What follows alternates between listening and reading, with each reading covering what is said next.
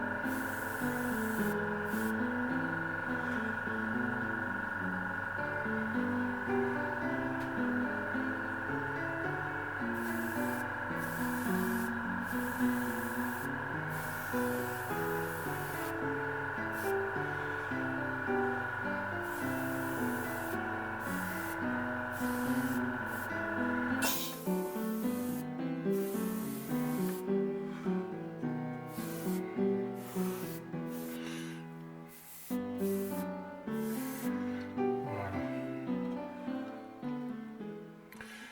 Une fois que le dessus sera sec, je passerai également à l'intrado, quoique je ne sois pas sûr d'en faire en dessous. Hein.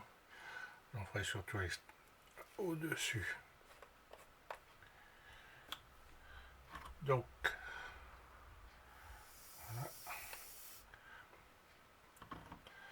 voilà pour le shipping.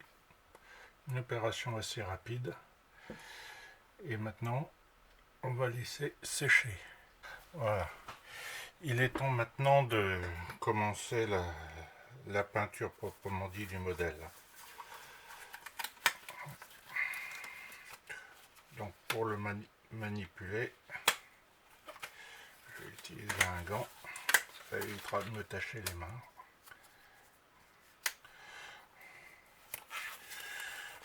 Voilà. Alors, donc, pour ce, je vais commencer par le pré-ombrage. Donc le pré-ombrage, je vais prendre la teinte H12, c'est un noir mat de Mr. Hobby, tout simplement. Alors je l'ai dilué bien sûr pour le passer à l'aérographe. Donc après le travail est simple, il suffit de surligner avec la peinture les lignes de structure.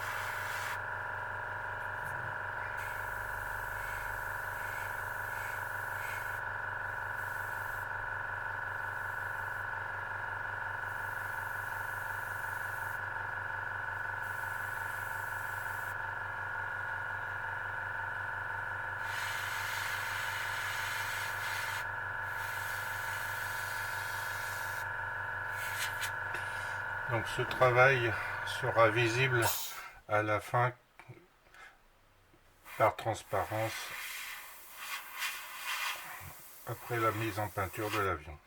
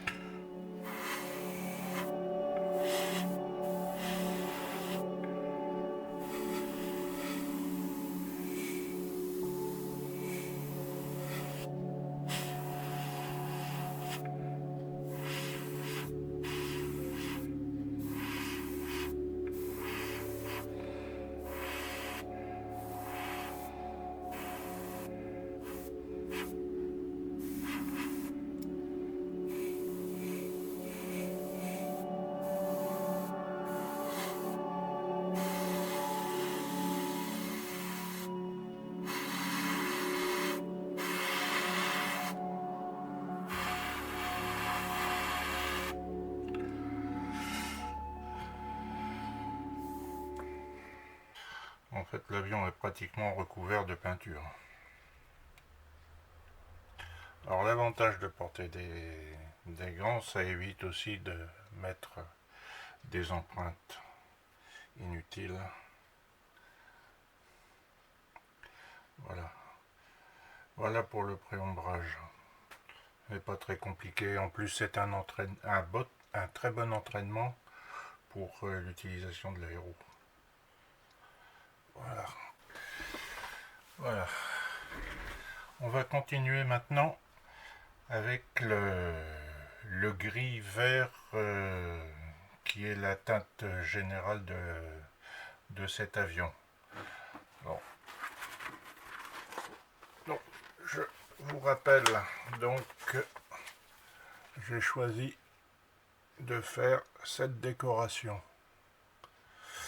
Alors le gris vert, donc d'après la notice, est un mélange de H70 et de H336. Donc j'ai fait donc ce mélange à 50-50 que j'ai mis dans un pot. Voilà. Et que j'ai bien dilué pour arriver à une consistance apte à passer dans les bus de l'aérographe.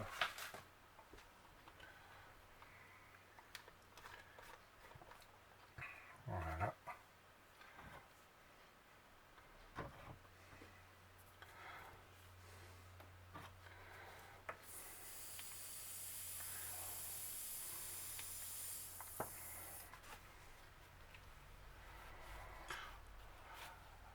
Alors je rappelle, donc j'utilise toujours le même aéro avec une buse de 0,2.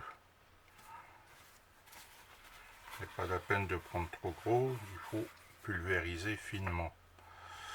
Alors lui, je garde toujours les petits pots de peinture quand ils sont vides, parce que comme vous voyez c'est bien pratique pour avoir une réserve de peinture quand on n'a pas la peinture disponible directement. Il est toujours possible ensuite de faire un contre-typage.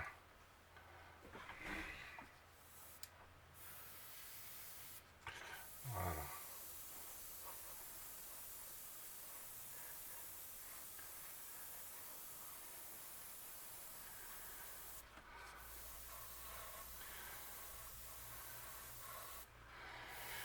Alors, toujours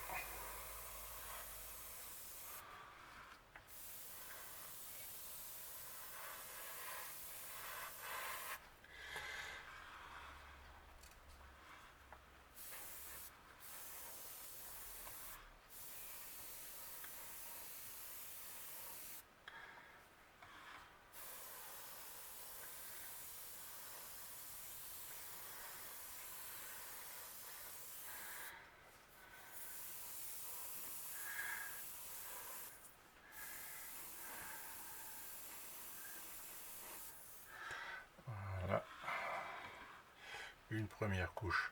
Comme vous voyez, je ne cherche pas à couvrir absolument du premier coup, hein. Le résultat est bien meilleur si on fait plusieurs couches bien fines.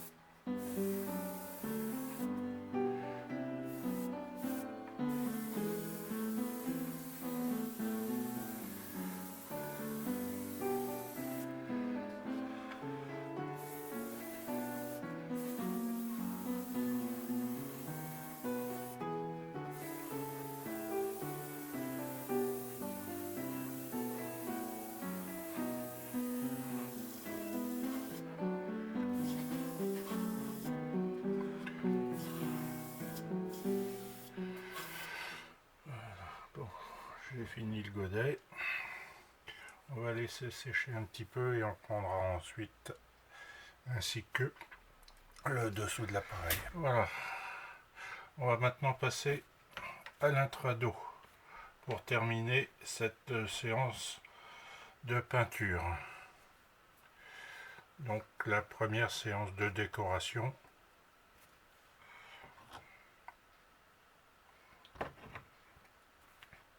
Voilà, l'avantage d'avoir des pots comme ça en avance, c'est de pouvoir faire le mélange pour un avion comme ici, où l'intrado et l'extrado sont de la même teinte.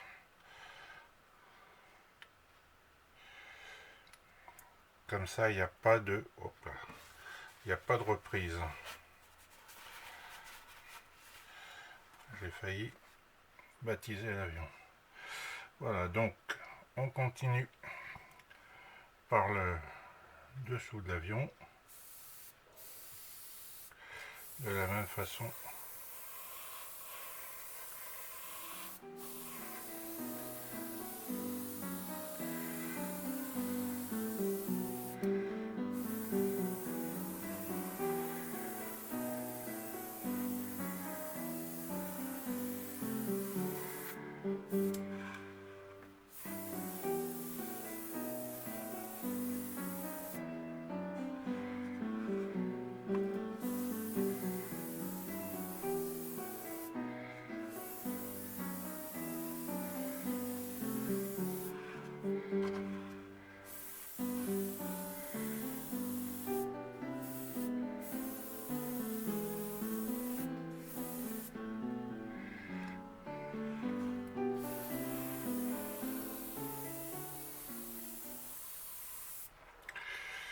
Et en pulvérisant en fine couche, ça permet de bien doser